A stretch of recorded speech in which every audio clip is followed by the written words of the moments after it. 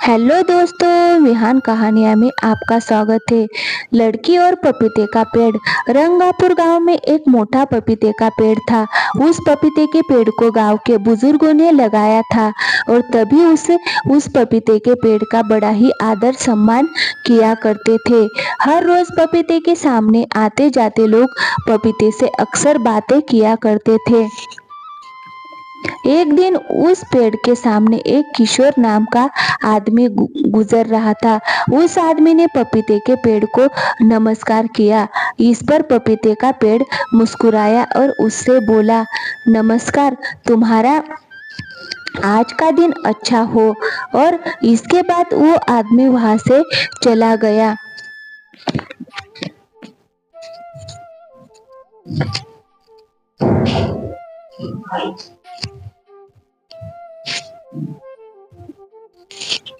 और वहाँ एक बहुत खूबसूरत लड़की रहती थी और वो उसे 4 लड़के छेड़ रहे थे,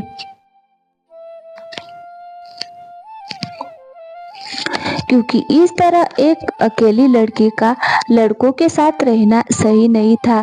कभी भी ऊंच नीच हो सकती थी और इस वजह से वो हमेशा रीमा को रोका करते थे। एक दिन रीमा अपने चारों दोस्तों के साथ बैठी हुई थी। तभी राजू ने रीमा से कहा, अरे मैं तुमको आज रीमा, तुम आज बड़ी ही सुंदर लग रही हो। क्या बात है, कहीं जाने की तैयारी है? ये सब कुछ भी नहीं है, मैं तो रोज की तरह ही तैयार हूँ। पता नहीं तुम्हें क्या हो गया है, मैं आज सुंदर लग रही हूँ। राजू एकदम ठीक कह रहा है, आज तो तुम बड़ी सुंदर दिख रही हो। कहीं ऐसा तो नहीं कि किसी को फंसाने की साजिश चल रही हो? नहीं नहीं, और मैं भला ऐसा क्यों करूंगी? वैसे भी मेरा ऐसा कोई इरादा नहीं है।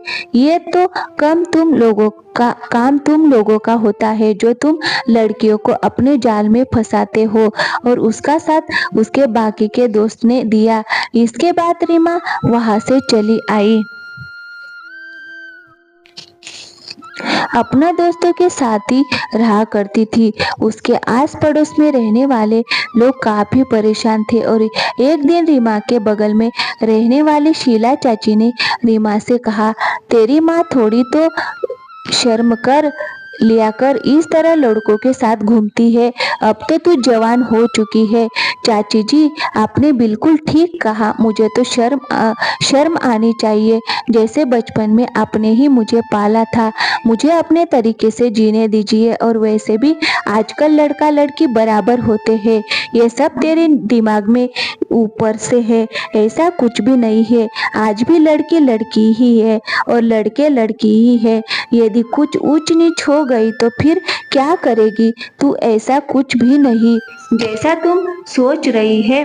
और अपने दिमाग में इन फालतू की बातों को मत लाइया करो।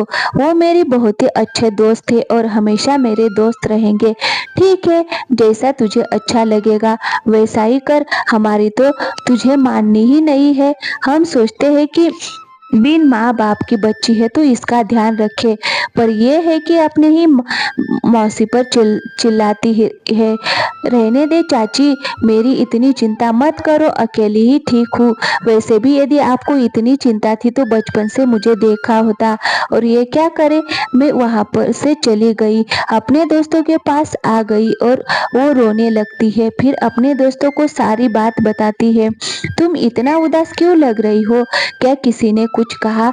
अरे ऐसी कोई बात नहीं है। तुम लोगों को तो पता ही है कि तुम लोगों के साथ रहती हूँ, तो इस वजह से सभी गांव वाले मुझे उल्टा सीधा कहते हैं, पर मुझे ये बिल्कुल भी अच्छा नहीं लगता है। कहने को तुम गांव वालों की बातों पर ज्यादा ध्यान मत दिया करो। चलो हम लोग तुम्हें कहीं घुमा कर लाते हैं। हाँ हाँ, चलो हम लोग गांव घूम कर आते हैं, देखते हैं पंचायत की तरफ क्या हो रहा है। और ये कहकर वो सब लोग पंचायत की तरफ चले जाते हैं। और वो वहाँ लोग आने के बाद खूब तभी रीमा को वही पौधा बड़ा वाला मोटा पपीते का पौधा दिखाई देता है और उस पपीते ने रीमा से कहा, मुझे बहुत तेज प्यास लग रही है, क्या तुम मुझे पानी पिला सकती हो? हाँ हाँ जरूर, अभी पिलाती हूँ। और ये कहकर रीमा ने उस बूढ़े पपीतों को पानी पिला दिया। इस पर पपीते के पेड़ ने उन लोगों से कहा, मुझे तुम्हारे ही बुजुर्गों ने लगाया था, पर कोई मुझे पानी नहीं पिलाता है, जिस वजह से मैं बूढ़ा होता जा रहा हूँ। अच्छा, ऐसी बात है, आप चिंता मत कीजिए, हम लोग रोजाना तुम्हें पानी पिलाने आया करेंगे, जिससे आप हमेशा ऐसे ही बने रहेंगे। ये सुनकर मोटा पपीते का पेड़ बहुत खुश हुआ और फिर वो लोग वहां से चले गए। अब रोजाना वो लोग उस पपीते की पेड़ की देखभाल किया करते थे और उसे पानी देने आज रहे। एक बार रात के समय अचानक मौसम बिगड़ गया और पूरे गांव की लाइट चली गई। तभी किसी ने रीमा का दरवाजा खटखटाया। पहले तो रीमा हैरान हुई कि इतनी रात में कौन आ गया, पर फिर उसने सोचा कि उसके दोस्त होंगे और उसने दरवाजा खोल दिया। अंधेरा होने की वजह से रीमा उस इंसान का चेहरा नहीं देख पाई और रीमा ने उससे पूछा, आप कौन हो? पर वो इंसान कुछ नहीं बोला और सीधा अंदर घुस आया और रीमा के साथ जबरदस्ती करने लग गया और उसे उस आदमी से अपने आप को छुड़ाने लगी। रीमा को तो समझ ही नहीं आ रहा था कि आखिर ये इंसान कौन है और उसके साथ जबरदस्ती क्यों कर रहा है। और उस इंसान ने अंधेरे में ही रीमा के साथ बलात्कार किया और वहां से चला गया, जिससे वो बुरी तरह से टूट गई। उसे कुछ समझ में ही नहीं आ रहा था कि आखिर वो कौन था और वो सुबह पंचायत में न्याय मांगने के लिए पहुंची।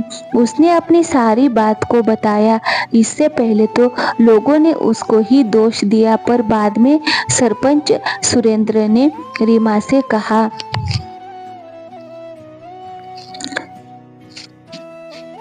अरे रीमा, मुझे नहीं पता क्योंकि अंधेरा था, इस वजह से मैं देख नहीं पाई, क्योंकि मैं देख लेती तो आपके पास क्यों आती। मुझे न्याय चाहिए। हम तो पहले ही कहते थे इस तरह लड़कों के साथ ना रहा करे। जरूर उन लड़कों में से ही किसी ने इसके साथ ऐसा किया होगा। नहीं, मुझे नहीं लगता है कि उन्होंने ऐसा किया होगा, क्योंकि वो तो मेरे दोस्त थे। अरे लड़की, आज के ज़माने में भला कोई लड़का किसी लड़की का दोस्त होता है?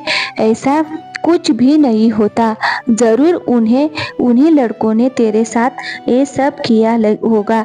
ये सुनकर रीमा बहुत ज़्यादा दुखी हो गई और रोने लगी। इसके बाद सरपंच ने उन चारों लड़कों को वहां पर बुलाया, पर जब उन्हें रीमा के साथ में बलात्कार के बारे में पता लगा, वो लोग भी काफ़ी ज़्यादा हैरान हो गए, क्योंकि उन्हें तो इस बारे में कुछ भी पता नहीं था और वह सभी अपनी बेगुनाही का सबूत देने लगे, जिससे पंचायत वाले भी बहुत हैरान हुए। क्या रीमा के साथ ये किसने किया? उन्होंने एक एक करके सभी से पूछा तो रोहन ने बताया कि वह कल गांव में था ही नहीं, वो तो बाहर गया हुआ था। इस पर जब सुरेंद्र ने इस बात का पता करने के लिए उसके घर पर पूछा तो पता लगा कि रोहन सही कह रहा है। इस पर रोहन को छोड़ दिया गया। इसके बाद विकास की बारी आई। विकास ने कहा, वह कल मैं अपनी मौसी के यहाँ गया हुआ था। मैंने रीमा को ये बात बताई थी। आपको तो पता है, रीमा से पूछ लीजिए। इस तरह कहा ना, विकास एकदम ठीक कह रहा था। उसने मुझे बताया था कि वो अपनी मौसी के यहाँ पर जा रहा है। इससे विकास भी निर्दोष साबित हुआ। और फिर बारी आई राजू की। तो राजू ने कहा कि कल वो रात अपने घर पर ही था। जब उसके माता पिता से पूछा गया तो पता लगा कि वो भी सही बोल रहा है। अब बारी थी सुनील की। तो सुनील ने कहा कि वो भी कल रात में अपने घर पर ही था। जब उसके घर पर पूछा गया तो सुनील घर पर नहीं था, जिससे सभी का शक सुनील पर ही गया। बलात्कार किया और पंचायत के सरपंच ने सुनील को सजा देने का मन किया और उसी गांव से निकालने के लिए कहा। तभी अचानक मोटा पपीते का पेड़ बोला। इस पर सभी लोग बूढ़े पपीते के तरफ देखने लगे। तभी हैरान होकर आखिर ये काम सुनील ने नहीं किया था तो किसने किया था। इस पर बूढ़े पपीते ने उन लोगों से कहा, मुझे इन लोगों ने रोजाना पानी पिलाया है और मेरा फर्ज है कि मैं इन लोगों को न्याय दिला सकूं। मैं जादुई पपीता हूँ और रीमा का दोषी कोई और है, वो भी यहाँ पर खड़ा हुआ है। ये सुनकर सभी बहुत ज्यादा हैरान हुए और एक दूसरे की तरफ देखने लगे। इस पर सरपंच सुरेंद्र ने कहा, कौन है वो जिसने रीमा पर बलात्कार किया है। फिर पपीते का पेड़ बोलता है, उसे मैंने रीमा के साथ बलात्कार किया है। हैरान हुए क्योंकि मनोज कोई और नहीं बल्कि शीला का बेटा था जो उसके पड़ोस में ही रहता था। मनोज को पकड़ लिया गया। इसके बाद सरपंच ने मनोज से कहा, क्योंकि तुमने रीमा के तहत बलात्कार क्यों किया? वो तो तुम्हारी पड़ोसी थी ना। मुझे पता है, पर मुझे रीमा शुरुआत से ही बहुत पसंद थी और वो कभी भी मुझे भाव नहीं देती थी। वो हमेशा अपने दोस्तों के साथ घूमती थी। इसी वजह से मैंने उसके साथ ऐसा किया। मैंने सोचा सारा दोस्त उसके दोस्तों पर ही जाएगा। ये सुनकर मनोज की माँ शीला को काफी ज्यादा गुस्सा आया और उसने मनोज को थप्पड़ लगाते हुए कहा, अरे तू ऐसे कैसे कर सकता है? मुझे तो पता ही नहीं था कि मेरा बेटा ही कापुत निकलेगा। मैं तो हमेशा इन लड़कों को ही दोष देती रही, पर मुझे क्या पता था कि तू ही ऐसा होगा। और फिर तुम बताओ अब क्या करें? फिर सरपंच जी अपना फैसला सुनाते हैं और फिर रीमा पपीते के पेड़ को थैंक यू बोलती है और फिर उन्हें सजा दे दीजिए, पर तुमसे शादी कौन करेगा? इससे अच्छा है कि तुम मनोज से ही शादी कर लो। नहीं, मुझे मनोज से शादी नहीं करनी है। इस पर सभी हैरान हुए। तभी रोहन ने उन लोगों से कहा, मैं करूँगा रीमा से शादी। मैं इसका साथ कभी नहीं छोड़ूंगा। वो मेरी दोस्त थी और अब इसी दोस्त को मैं रिश्ते में बदल दूंगा। ये सुनकर रीमा को बहुत खुशी मिलती है और वो रोहन के गले लग गई और जोर जोर से रोने लगी। अरे मैं तुम्हारा दोस्त हूँ और मैं तुम्हें कभी भी अकेले नहीं छोड़ूंगा। रीमा बहुत खुश हुई और इसके बाद मनोज को गांव से निकाल दिया गया और फिर सुनील ने पपीते के पेड़ का धन्यवाद करते हुए कहा, यदि आज तुम नहीं होते तो मुझे सब दोषी ठहराते। आज तुम्हारी वजह से मेरी जान बची है। धन्यवाद दोस्त। धन्यवाद करने की क्या बात है? तुम लोगों ने भी तो मुझे पानी पिलाया है। ये तो मेरा फर्ज था। ये सुनकर वो सभी बहुत खुश हुए और इसके बाद रोहन ने सीमा से शादी कर ली। अब